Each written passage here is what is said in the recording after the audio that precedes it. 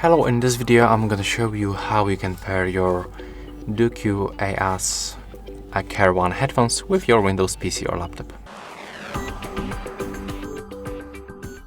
So first of all, you have to click and hold this button to power on your headphones.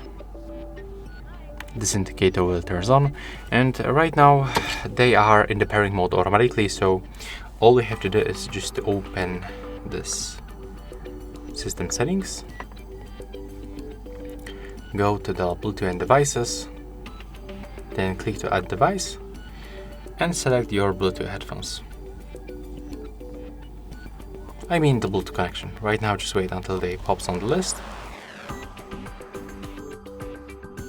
Select DOQAUS Care 1. And as you can see right now we are successfully connected. And that's all for this video. Hope you like it.